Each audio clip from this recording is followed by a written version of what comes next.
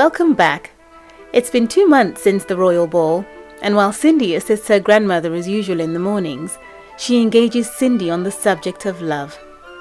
You might never have had an intention of marrying the prince, because you are genuine and humble, but come now, my child, you must extend the loving arms of your heart beyond the walls of this cottage. You have kept his company a number of times out in the woods. Yes, Cindy, I know. You are fond of him, and though you think of him as a friend, you needn't be afraid to love him.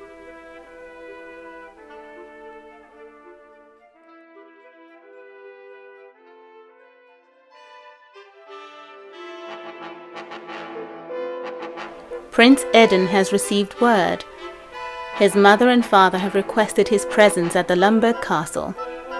He would be joining them today for an early brunch. They also have some very important news to discuss with him.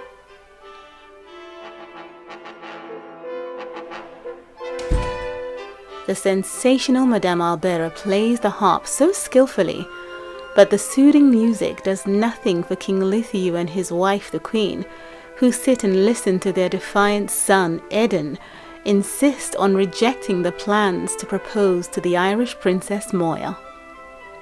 "Dear Eden," his father says, "this adventure has gone on long enough. It's time to announce a formal proposal. Princess Moya is a fine young woman and a perfect fit." "Mother, father," Prince Eden interrupts, "I have listened to you now, and you must listen to me. If only you could meet with this maiden from the ball, you would agree with me that she is perfect.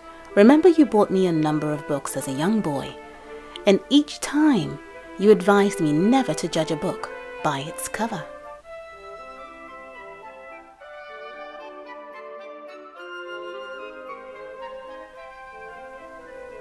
As usual, Prince Eden would hurry away from important engagements with the excuse that he was heading to another.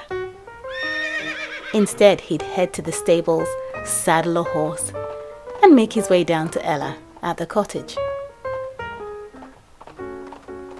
He did this for weeks and weeks. He would dismount his horse a bit of a ways off from the cottage, making his way down on foot to Ella, who'd be waiting out in the front yard. They'd immediately pick up where they left off in light conversation. Prince Eden would speak about Farmer Gamble down the road from Ella's cottage, who refreshingly doesn't recognize him as Prince. Ella would banter about Grandma leaving the back door open yet again. All the small talk which made all of the big difference.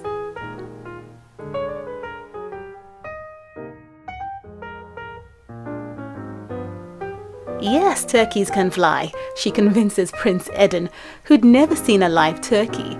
He'd only ever seen them roasted on his royal table. After Ella had tucked her grandmother in, they would take long walks past the creek to the granite falls. In all the time they spent together, the prince was sure to respect his boundaries. The combination of respect and humble meeting grounds allowed the two to get to know each other better. They realized they had similar interests: the love of the outdoors, the love of animals, and a free spirit. Prince Eden thought to himself, "Wow, she sure is a fine young woman. This will be the one that won't get away."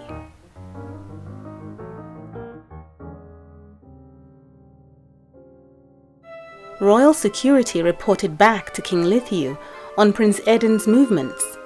He spent every free minute of his time in the woods by the old cottage with Ella. There was no setting them apart, not now, not ever. And at this point, the Queen realizes she must have a candid conversation with her husband, the King.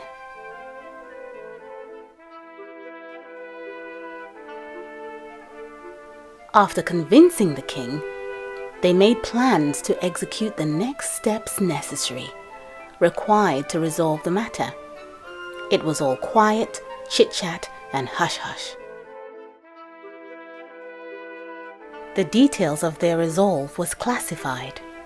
However, an announcement was made. This just in, breaking news. Prince Eden set to make a royal proposal.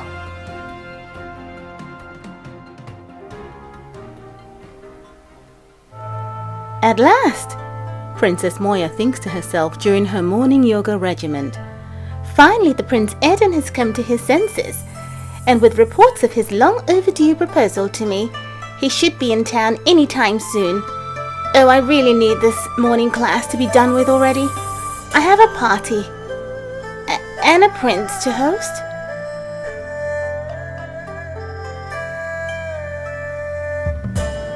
The misconstrued news filtered through the entire town and to the village. "Come back, Cindy," her grandmother called out as she heard the news and walked out of the cottage.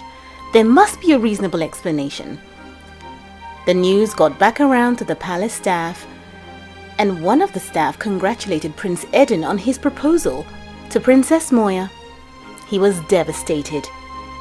It always seems to be that nothing good comes easy. The prince thought to himself, Ella would never believe me. She would never set her eyes on me again. The king and queen heard of his despair, and they summoned him to explain what had happened. They had agreed for him to propose to Cinderella. They didn't know her real name, whether it was Cindy or whether it was Ella, so they said that he was set to make a proposal, and it was up to him to make the proposal to whomever he chose.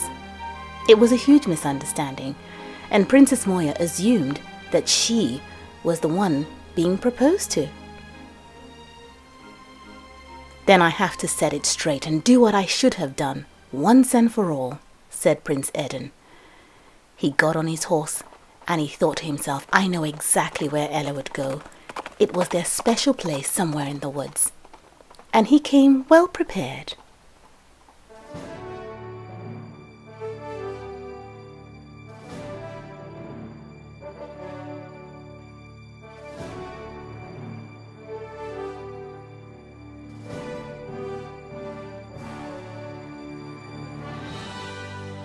Now about that wedding, I wonder what could possibly go wrong.